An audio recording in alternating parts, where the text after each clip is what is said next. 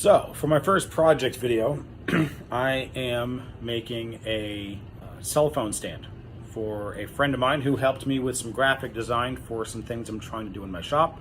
I didn't have a ton of money, and so I told her I'd barter a cell phone stand for her desk for her talents at coming up with a design for me.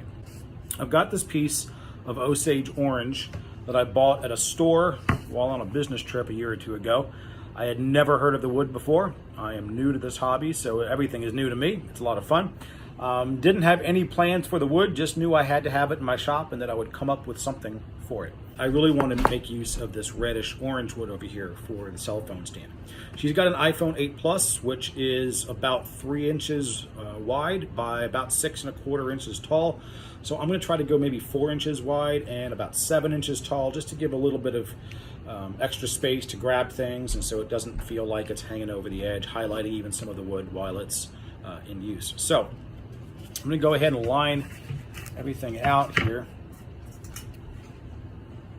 Because I've got a dark colored wood, I'm going to try to use my white pencil here.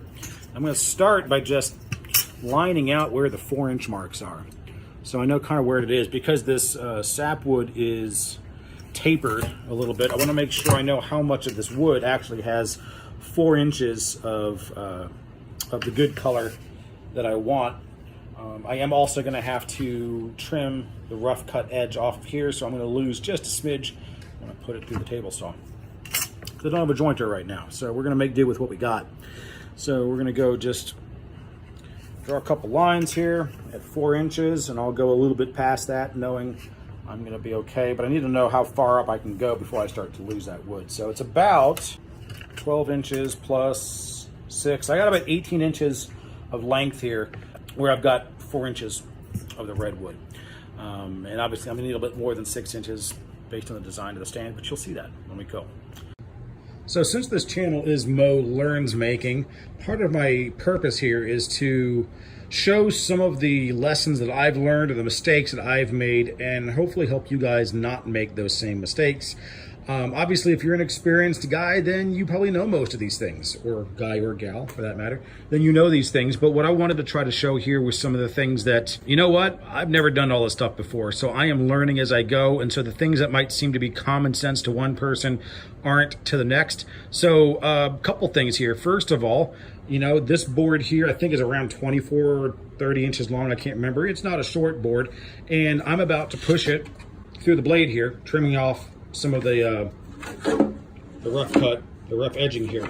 And of course I don't have clearance there. I've got stuff. I got my gripper, I got my sander, got all sorts of garbage in the way. So it's always a good idea to make sure that you clean this area out so that stuff's not in the way, because the last thing you want is anything distracting you or giving you any kind of restrictions while you're pushing things to the table saw. Being not the best case scenario, it's just going to make it so that the wood sits in the saw longer, potentially burning, causing challenges there, you know, whatever, an uneven cut or whatever. But worst case scenario, of course, you could get distracted and it kicks something back, cause you to twitch as you go to catch something or whatever. So it's always a good idea just to kind of clear this area out, and especially when you're dealing with a longer board. There we go. Especially when you're dealing with a longer board here, I like to kind of role play a little bit and just kind of push this thing through and make sure that I'm going to be able to do that. Yeah, so I can get all the way out there and nothing's really going to get in the way here. And now I know I've got a nice clean area to work with. Well, clear, maybe not clean, but hey, that's a different story. But honestly, for the first thing, all I really want to do is just barely nip off the rough edges here, kind of use my table saw kind of like a jointer to get a flat surface to reference off of, because I don't want to make something with these jagged, I don't know if they come through with this phone here, but come on, focus, there you go. You can see I got some you know, rough areas here. So I just want to just barely shave that off. So what I'm going to do, for you safety guys out there, yes, my saw is unplugged. So I'm just going to kind of come in here, move my fence over, slide it over, take my board out, and then just tap it ever so lightly, get it in place, and then check it out. And I think that is going to result in me just barely shaving off the edge, because I don't really want to lose much of the stock. Actually, you can see I'm trying to keep the red stuff, so I don't want to lose much of it. Now, if you are using a cheaper job site aluminum saw like this, or maybe an old one or whatever, one lesson that I've learned about this saw in particular is that this fence will skew a little bit, and there are supposedly some adjustments on here somewhere to help fix that, but I haven't found them, or if I have, I haven't found them to work yet. And so what I've discovered is that even though it might be parallel when I line everything up, when I go and clamp it down, this thing will tweak one way or the other. So one thing that I've taken to doing is been building a habit to make sure that my boards are perfectly parallel, is I just double check it all. So I got my steel ruler here, and I line up one of the teeth. Try to do this with one hand. It's not as easy as it might seem. And so you can see that I am at 5, just about 1/16. It's a smidge to the right of that line, but we'll keep an eye on that. And then I am going to actually take this tooth and turn it back, right? And the reason for that is that if there is any irregularities in the blade, I want to make sure I'm measuring off of the same surface every single time.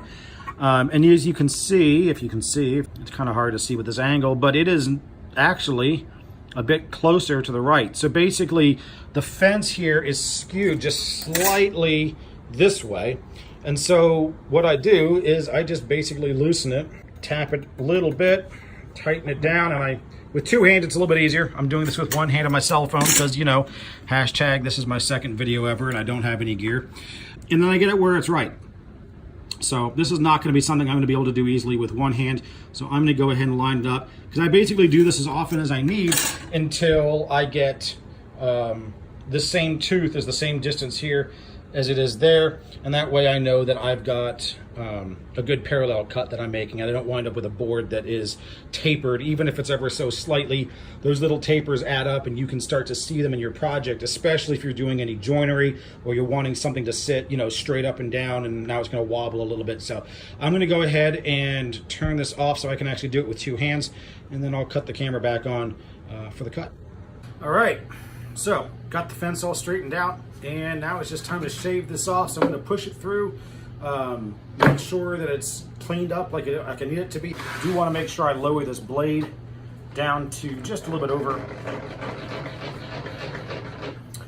the thickness of the board. Got my hearing protection, my eye protection, got my push block. Everything is handy, so I don't need to go looking for anything in the middle of the cut. I roll played my push. I know I've got a clear workspace to do that with. So let's go ahead and do this thing.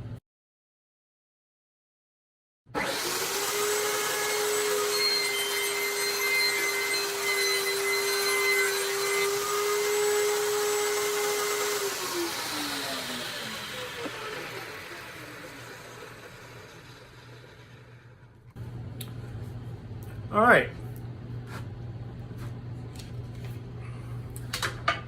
So in the spirit of this channel, Mo Learns Making, let's talk about a mistake I just made. I realized it as soon as I started pushing the board through.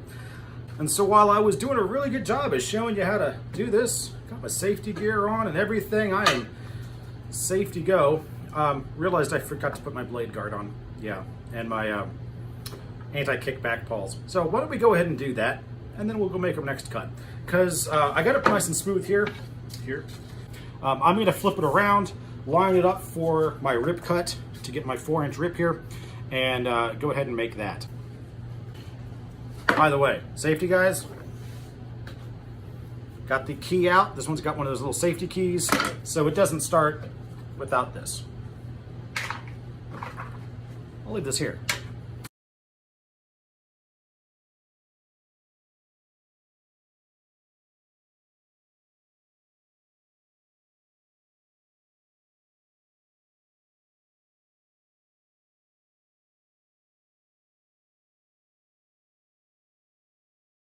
There we go.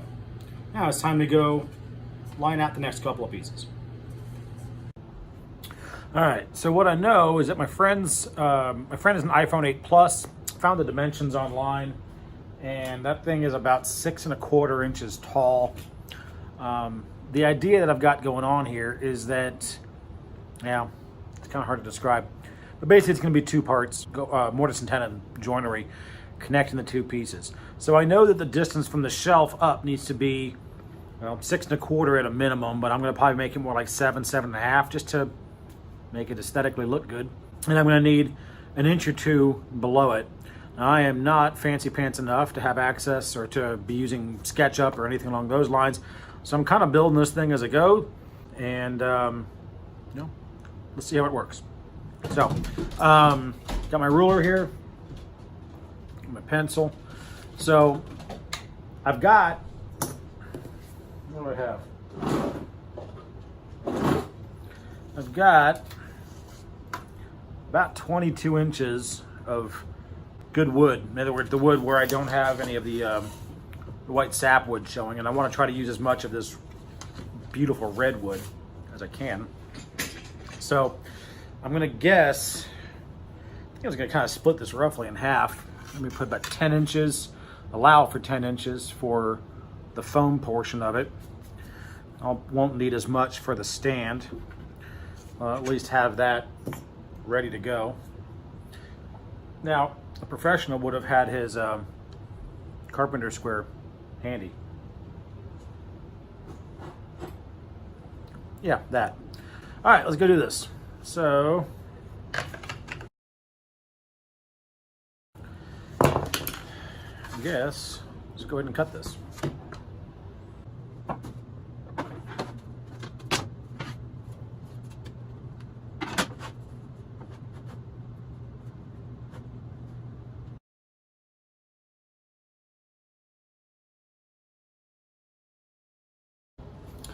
So as you can see, I don't have the highest quality saw in the world.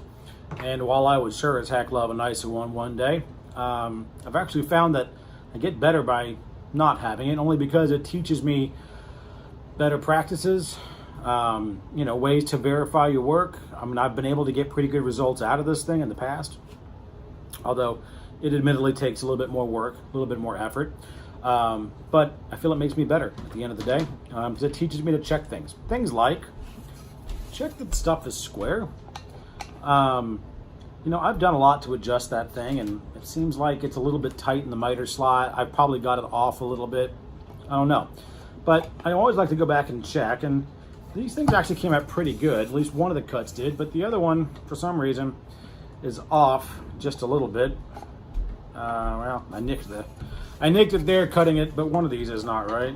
Anyway, in this thing, it's probably not going to matter too much, but I always like to know where my off square cuts are, especially if I'm doing any kind of joinery, so I can either straighten them up or at least be aware of them while I am doing my various cuts and pieces that I'm doing. So it's taught me to always check square everything. I'm usually good, but occasionally I'm not, and it's always nice to catch that now rather than in the final assembly.